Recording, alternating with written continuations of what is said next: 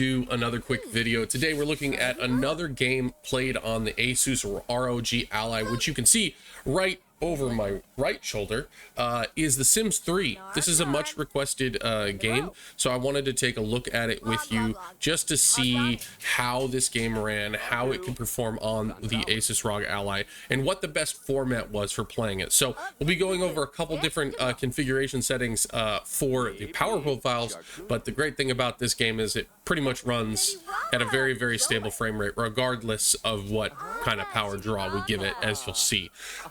So right now we have it running at around 90 FPS with a nice cool 84 Celsius right there. Everything is running extremely well. I am plugged into power with 30 watts going to the APU. So this is about the best case scenario you're going to get is about 90 or so watts. Now when you zoom in, you're going to get a little bit higher frame rate.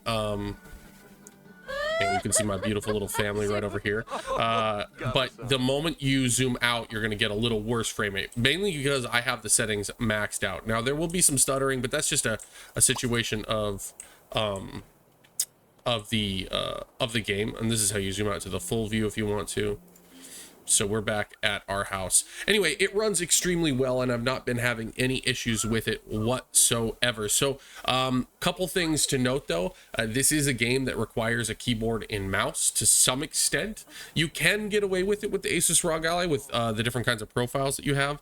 So I would just come into here, and for some reason, by the way, the command center is going to look a little bit strange on the colors. I think it's because it has like 32-bit depth color in this game. The moment you leave, it goes back to normal.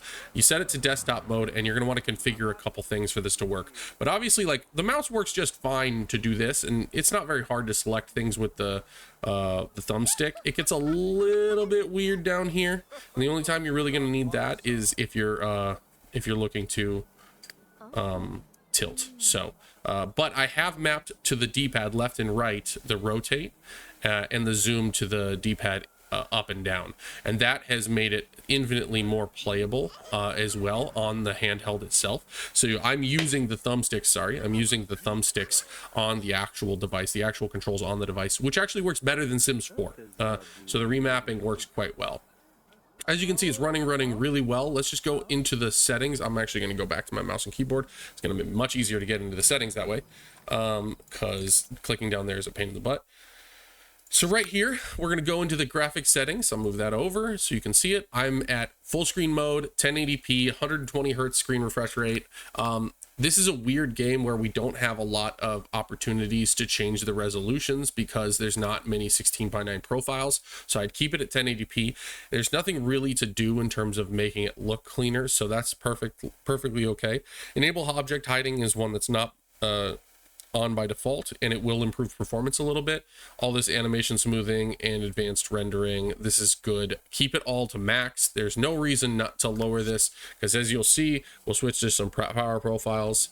We'll start with silent just to kind of showcase that. Even in silent mode, we're going to be getting like, you know, 20-ish FPS. It's not completely unplayable. If you really wanted to mess with this, you could get even better frame rates. But Sims is so slow that if you're really trying to save battery, you could run it at 10 watts and get 30 FPS with no real issues right here. So that's a really nice thing to note. So 30 FPS on silent mode. We'll take that up to performance mode just to show that immediately will give us enough power to run this at 60 FPS and almost up to 80.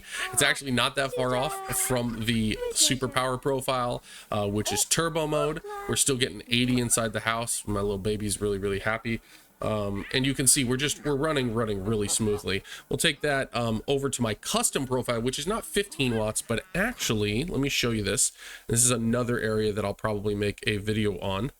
Let me move that over there. But a 13 watt profile, as you can see. So I put the SPL, the standard power limit, to 13 watts. This is SPL like boosted for up to 2 minutes at 15 watts, and then the super boost up to 15 watts. You can't set these lower than that when you're setting it to 13 watts, so that's just something to keep in mind. The way to enable this is that you have to click that uncheck mark, like click that check mark, and then agree to the you know, changing of everything, and then that will become the main profile. I have a few that are in here. I have an ultra low power, which is a 7-watt one that only really works with indie games, as well as some emulation. High performance, which is like blow it all out and make the fans as loud as they possibly can. I hardly ever use that, but this 13-watt power limit is a really good idea for a lot of games, and I'll talk about it in another video. So I highly recommend it. So I'm running on 13 watts real quick. Let me just go back into the Sims. I'm going to lose signal real quick because we're in full screen. See if we can get it back. Yeah, here we go. And you can see this runs almost as good as the 15-watt profile, and keeps us real close to the 70-watt or the 60 FPS line no matter what, and it's using significantly less power when it comes to pulling from the battery. So you're going to get much closer to over 2 hours of battery life as opposed to like an hour and 40 minutes, an hour and a half. So really good things coming from the Sims. I'm really impressed with its performance. Obviously, the Sims 3 has got a special place in my heart compared to Sims 4, although they've improved a lot of that.